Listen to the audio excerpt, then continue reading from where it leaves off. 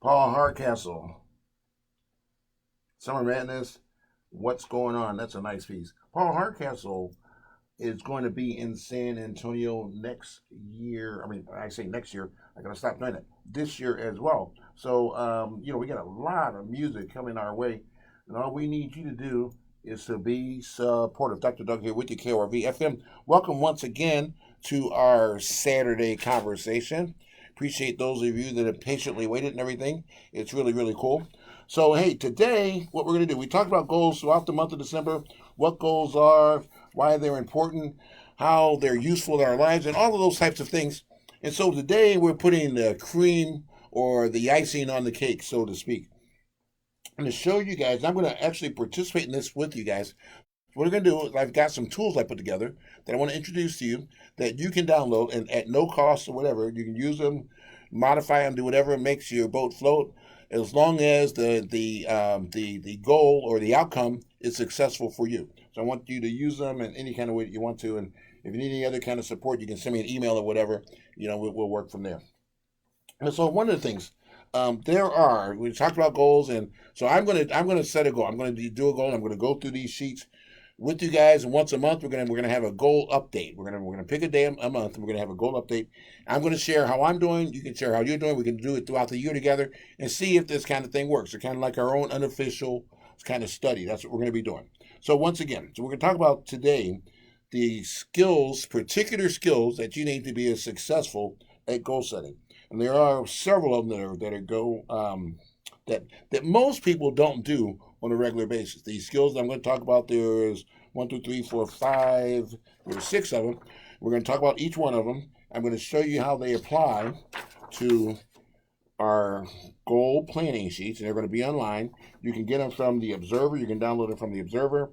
I'll fix them so that you can download them off of Facebook, and you'll be able to also download them off of YouTube. So we'll have them available plenty for you.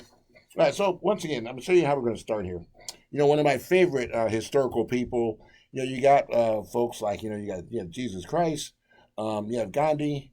I'm a big Nat Turner fan. I'm a big Frederick Douglass kind of a guy.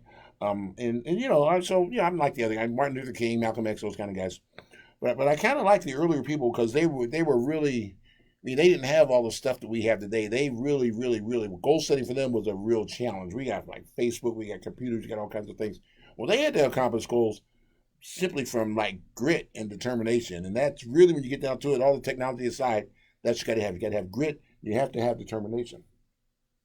One of my favorite people, as I was saying, Abraham Lincoln. And Abraham Lincoln has a lot of things, a lot of sayings, a lot of folklore that's attributed to him. Here's one of my favorite. Abraham Lincoln once said, and they asked him about how he makes decisions. And he said, well, something like this. He goes, this little adage will let you know my view or my process, so to speak. I'm sure he didn't say process back in those days in the 1800s, but his process for making decisions.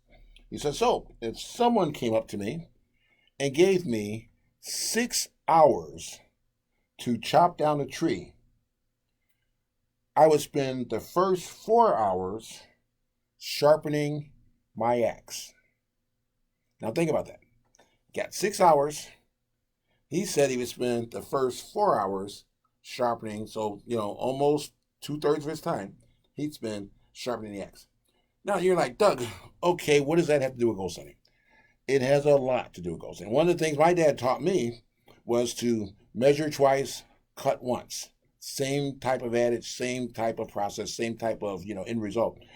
So the reason that most people have problems with goals is they start out. Everybody does, New Year's resolutions. They're used to be really famous when I was younger. They're not so much now because people have been so frustrated. And the more frustrating people get, then you get some guy that goes out and writes a book, 7 Things as Highly Successful People. 19 gazillion people buy it. He becomes a gazillionaire. And everybody bought this book. But you know what? People still suck at achieving goals. But you bought the book, So here's Dr. Doug. I'm going to show you how to achieve goals without the book. And I'm not charging you for it or anything. Bottom line is this. Normally what happens, I'm going to tell you this real quick. What normally happens to a person, January 1st comes, they got the black eyed peas, got the collard greens, got everything together, and they're like, all right, I'm setting a goal. What's the goal? The goal is I'm going to join a club. I'm going to go back to school. I'm going to quit smoking. Whatever it may be, whatever the goal is, everything's fine. Day one, your first day back to work, everything's going fine. You've gotten all your stuff together. You're really positive and everything. Week one comes, everything's going pretty good. Week two comes, things are going good. But the traffic's now, the holidays are over, the traffic's bad, kids are back in school, boss is getting on your nerves. And what happens? You get off work at 5, but at 2:13, your phone rings at work. You answer the phone. They tell you not to talk on personal calls at work, but you got to take this call because it's the hotline. Get on the hotline. It's your kid's school. And what happens with your kid's school? If something happened, your kid got in a fight, they're going to suspend them from school unless you get there immediately. All right? So now, what do? You go and you're stressed out, immediately stressed out. Your hair's standing up on ends. You're driving like a bat out of where, trying to get to school and everything. And everything about losing weight, quitting smoking, quitting drinking, joining school, all of that stuff just went out the window. You know why? Because you're in a defense mode. You never planned for what would happen if there was a dark day. And so that's what I'm here to tell you, help you do. Here to help you put a process together so when those obstacles come, those hurdles come, you have a way of getting over them. You don't just try to run through them. So the first thing you do, like I said, the essential skills for goal setting, for your New Year's resolutions, for all these things. So the first thing a person has to do, there's 7 of them. First thing you have to do is you have to have planning. What do I mean by planning? So if you're going to quit smoking, so you got to sit down and you got to okay, I'm going to quit smoking. I've been smoking for 43 years, 7 cigarettes a day, 43 years, and I'm going to quit smoking. Really? Okay. So, all right. So now that's got to be, habits are hard to break. So how are you going to do that? And that's where the planning comes in. The old adage, fail to plan is planning to fail, is what we were talking about. It's applicable to successful goal achievement. Inadequate planning negatively affects outcomes in relation to goals. If a person conducts proper planning and prioritizes actions and outlines things, areas of focus for the task at hand, then what's going to happen is no matter what kind of day you have, you've got a plan for achieving whatever your goal is. The second one is self-motivation. Like I said, back in the day when they didn't have technology and all that kind of stuff, they had grit. Well, that's where the self-motivation comes in. When you say, I'm going to quit smoking, I'm going to quit drinking, I'm going to go back to school, whatever it may be, you have to really want to do that. You have to sit down and say, okay, this is something that's good for my health. It's good for my profession. It's good for whatever it's good for. You got to figure out why you want this goal, and you got to be motivated. You got to have determination. Without the desire to achieve, attempts at goal setting are doomed to fail. Motivation to achieve a goal encourages one not to develop new techniques. It encourages one to develop new techniques and skills in order to succeed. Because if you keep doing things the same way that you did in the past and you expect different results, that's the definition, I think someone said, of insanity. So, you got to have motivation. When encountering obstacles, the motivation to drive, the grit to continue going in the face of adversity, it's got to be there. Otherwise, you're going to quit. And that's why by February, most people have abandoned their New Year's resolutions because they don't have that self-motivation. Someone told them, my wife told me to quit smoking, or my mother told me I need to go get a physical, or whatever the thing may be. It's got to be something that you want to do, that you're going to commit to doing. So you have to have that self-motivation. So first is planning. Second is self-motivation. Third is time management. This is unbelievably critical. Okay, so if I read a study, if you let's not count for drive time, because drive time, then the number gets really, really, really whatever. But the average person, the average adult in the United States, waste about 4 hours a day. That's 4 hours a day where the individual is doing nothing. When I say nothing, watching TV doesn't count as a thing. Watching TV counts as nothing. Okay? Music, if you were listening to music to relax, that would actually count as something productive. But watching TV doesn't count. Reading counts. Watching TV doesn't count. Sitting at the bar talking to your friends doesn't count. That contributes to that 4 hours where the average American does nothing at all, just vegetates. So time management becomes critical because what you have to do, if you take your job, you take your family, you take those critical life things that you have to do. Now, here's the time I have left. Now, if you need a time management sheet, I got a time management sheet, but I didn't include that in this package, but I will. We'll talk about it later if it's something that you need. But what you have to do is time management is a great skill across your entire life, not just goal setting. Time management is important. Everything you do, you should, especially nowadays, you should have written down, you should have chronicled somewhere. And you should have the little alerts pop up. Boom. In 5 minutes, I'm going to do the Saturday conversation or whatever it may be. So time management is, in order to successfully achieve a goal, time management is essential. You have to allocate various parts of your day to accomplish that. Whether if it's you're going back to school and you haven't been in school for a while, well, you got homework, you got studying, you got reading. How many hours does it take today? Well, for me, I spend about 3 hours a day doing homework and reading for my educational pursuit at this time. So, but you know what? If I have to schedule that in. I got the radio show, I got the newspaper, got the wife, got the kids, got animals. I got sleep time, I got drive time. All those kind of things you have to have on a sheet, and you got to make sure that you keep track of what you're doing. Otherwise, you're just leaving yourself your fate at the wind. If the wind changes direction, so the direction of your journey changes, and you're not going to achieve your goals that way. So time management is extremely important. Fourth, okay, so planning, self-motivation, time management. Fourth is flexibility. At some point, things aren't going to go as planned. You can take that to the bank. People say there are two things for certain, death and taxes. There's a third thing I would submit, and that third thing, something's going to go wrong.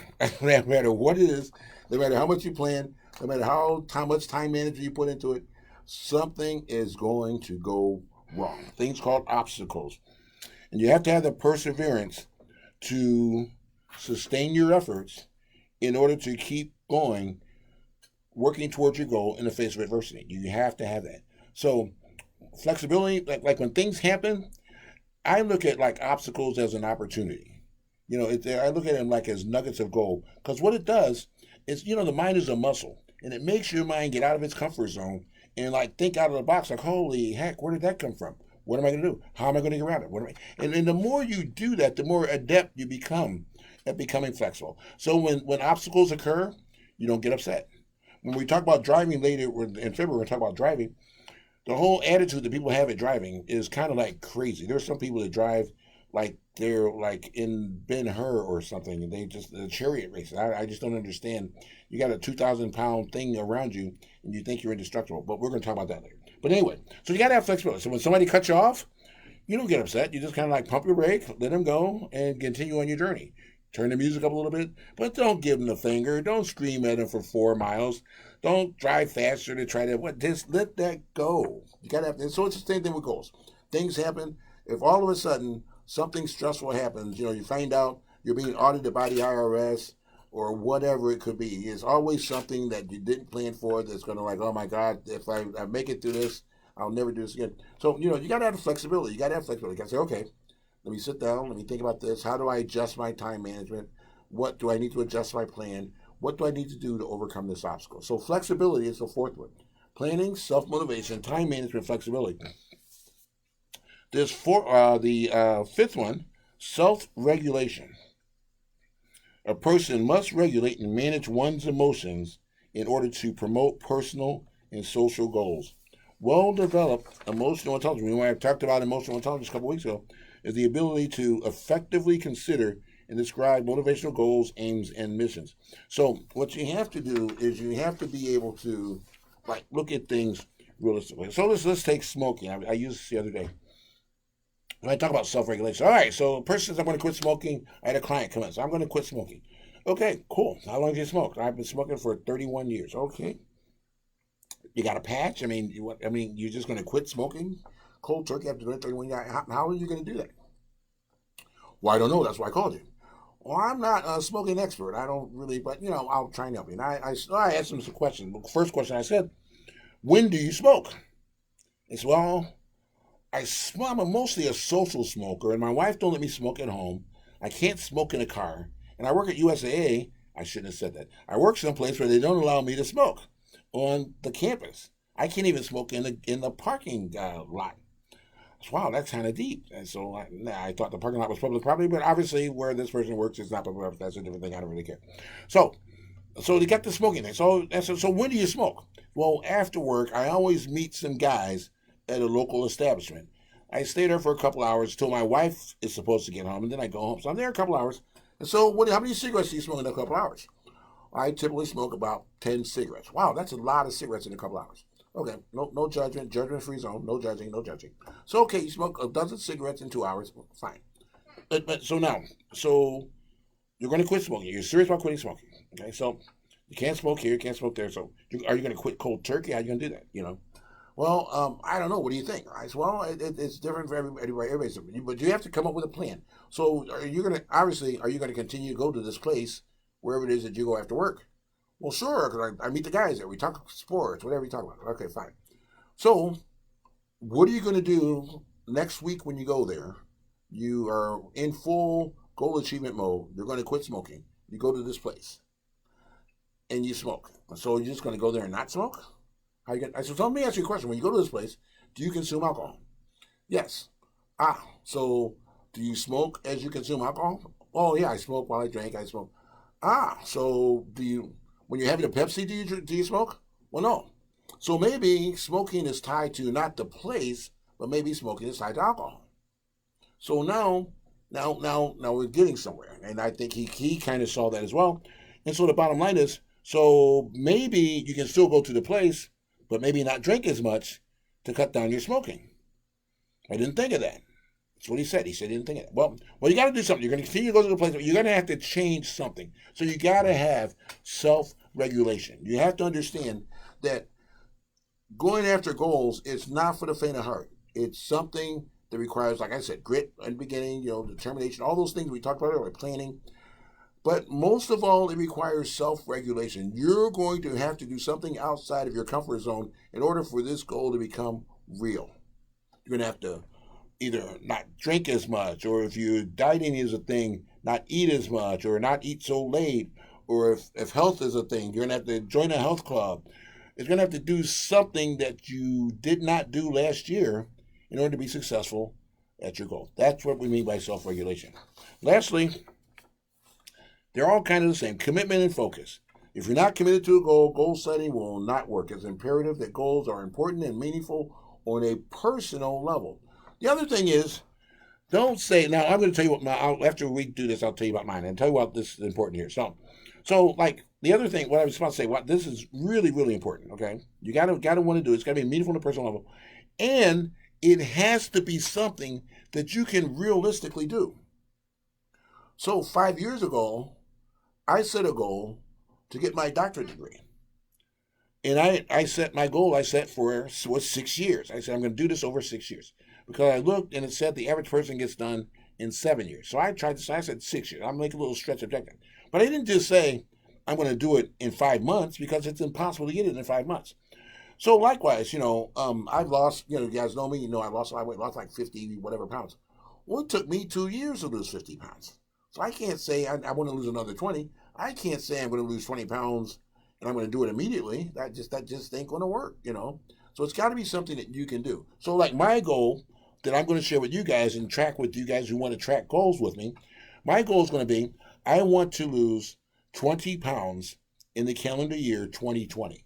So 2020, kind of like, well, I kind of like things like that. It kind of makes it easier to remember stuff. Anyway, I'm going to lose 20 pounds in 2020. And so when I was completing my goal sheet and everything, how I'm going to do this and put my timeline, all that kind of stuff I was talking to you guys about. So my timeline is to lose 5 pounds a quarter. So at the end of every 3 months, I need to lose 5 pounds. And 5 pounds a quarter. And so I'm going to do that by weighing myself once a week.